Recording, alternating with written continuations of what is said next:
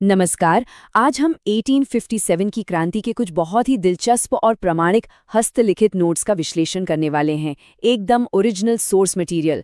तो आइए बिना किसी देरी के सीधे इन ऐतिहासिक पन्नों में उतरते हैं।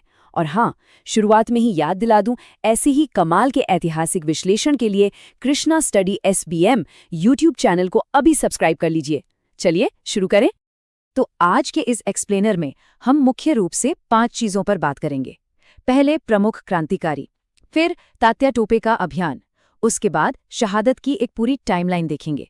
इसके अलावा हम बात करेंगे रियासती शासकों की भूमिका की और आखिर में उस समय के ऐतिहासिक साहित्य की। बस यही हमारा आज का एजेंडा है। शुरुआत सीधे हमारे प्राइमरी सोर्स से करते हैं। ये जो ओरिजिनल हैंडराइटिंग वाले नोट्स है ना, ये 1857 के विद्रोह का एकदम सटीक और फैक्चुअल रिकॉर्ड हमारे सामने रखते हैं। मतलब इतिहास को सीधे कागज पर उतार दिया गया है। तो चलिए भाग 1 की तरफ बढ़ते हैं। 1857 के प्रमुख क्रांतिकारी, देखते हैं कि इस महान विद्रोह की नींव असल में रखी किसने थी। सबसे पहला नाम आता है अमरचंद बांठिया का। इनका जन्म 1793 में बीकानेर में हुआ था, लेकिन ये ग्वालियर के नगर सेठ थे। क्या आपको पता है, इन्हें राजस्थान का मंगल पांडे भी कहा जाता है। बिल्कुल। और एक और बहुत दिलचस्प बात, इन्हें 1857 क्रांति का भामाशाह भी माना जाता है। वो इसलिए क्योंकि इन्होंने अपना पूरा खजाना क्रांतिकारियों की आर्थिक मदद के लिए खोल दिया था। सोचिए कितना बड़ा योगदान था ये। अब आते हैं भाग 2 पर, तात्या टोपे का अभियान।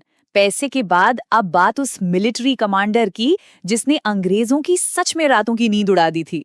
जी हाँ, हम बात कर रहे हैं तात्या टोपे की। इनका असली नाम रामचंद्र पांडुरंग था और इनका जन्म 16 फरवरी 1814 को हुआ था। अपने गजब के युद्ध कौशल की वजह से इन्हें महाराष्ट्र का बाघ यानी टाइगर ऑफ महाराष्ट्र कहा जाता था। ये ग्वालियर के प्रमुख नेता थे और साथ ही नाना साहब के चीफ इन कमांडर भी। अगर राजस्थान में इनके अभियान को देखें तो ये काफ़ी हैरान करने वाला है।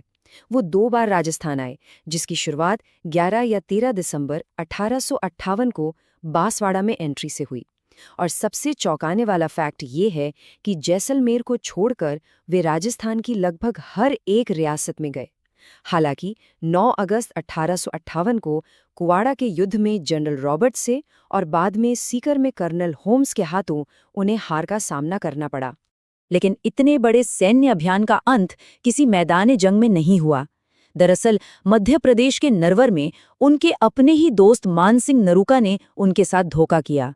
इसी विश्वासघात के चलते फाइनली अंग्रेजों ने तात्या टोपे को बंदी बना लिया। अब आगे बढ़ते हैं भाग 3 की ओर, शहादत और फांसी की समय रेखा। इस विद्रोह की एक बहुत भारी कीमत चुकानी पड़ी थी, जिसका पूरा टाइमलाइन इन नोट्स में मौजूद है। अंग्रेजों ने बगावत को दबाने के लिए फांसी का एक क्रूर सिलसिला शुरू कर दिया। 8 अप्रैल 1857 को मंगल पांडे को फांसी दी गई। फिर 22 जून 1858 को, जरा सोचिए, अमरचंद बांठिया को ग्वालियर के सर्राफा बाजार में सरेआम एक पेड़ से लटका दिया गया। और इसके बाद 18 अप्रैल 1859 को तात्या टोपे को भी फांसी के फंदे पर चढ़ा दिया गया। इन ऐतिहासिक नोट्स में 2 और बहुत खास शहीदों का जिक्र मिलता है। पहले हैं मेहराब खान, जो राजस्थान में 1857 क्रांति के तहत फांसी पाने वाले इकलौते मुस्लिम क्रांतिकारी थे। और दूसरे हैं हेमू कालाणी, जो राजस्थान में फांसी पाने वाले सबसे कम उम्र के बलिबानी थे। उम्र कम थी लेकिन हौसला बहुत बड़ा था। चलिए अब भाग 4 पर चलते हैं, रियासती शासकों की भूमिका। एक तरफ तो क्रांतिकारी जान दे रहे थे, तो दूसरी तरफ कुछ ऐसे शासक भी थे जिन्होंने अंग्रेजों से हाथ मिला लिया था। हमारे इन ओरिजिनल नोट्स में एक सीधा सा कंपैरिजन दिखाया गया है। हम बात कर रहे हैं जयपुर रियासत के शासक सवाई राम सिंह द्वितीय और बीकानेर रियासत के महाराजा सरदार सिंह की। इन दोनों का ही रुख क्रांतिकारियों से एकदम अलग था। अब अंग्रेजों का साथ देने का इनाम तो मिलना ही था।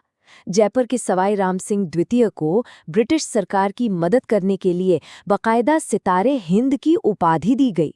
और इतना ही नहीं, इनाम के तौर पर कोटपुतली की जागीर भी उन्हें सौंप दी गई।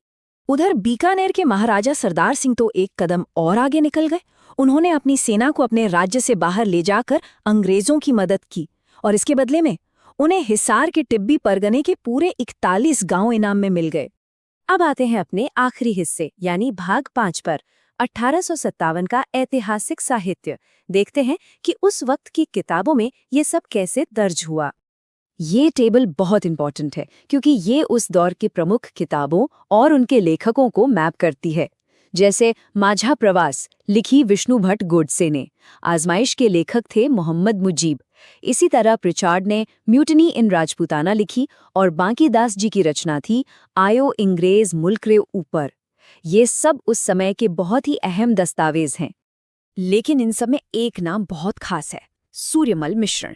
पता है क्यों? क्योंकि ये 1857 की क्रांति के सिर्फ एक लेखक नहीं बल्कि प्रत्यक्ष दृष्टा यानी आई विटनेस थे। उन्होंने ये सब अपनी आंखों से देखा था और उसी अनुभव के आधार पर अपनी मशहूर किताब वीर सत्सई की रचना की। इस हस्तलिखित सूची को देखने से ही समझ आता है कि इन ऐतिहासिक रिकॉर्ड्स की अहमियत कितनी ज़्यादा है। यही वो पन्ने हैं जो उस दौर के संघर्ष को आज तक जिंदा रखे हुए हैं। तो आज के इस पूरे विश्लेषण के बाद एक बहुत बड़ा सवाल दिमाग में आता है, इन क्षेत्रीय ऐतिहासिक ग्रंथों के पन्नों में अभी और कितने ऐसे भूले बिसरे बलिदान और जटिल गठबंधन हैं जो हमसे छिपे हुए हैं? सोचने वाली बात है ना। खैर, आज के लिए बस इतना ही। जाने से पहले अगर आपको इतिहास की ये गहराइयां पसंद आईं तो Krishna study SBM YouTube channel को सब्सक्राइब करना बिल्कुल मत भूलिएगा। मिलते हैं अगले विश्लेषण में।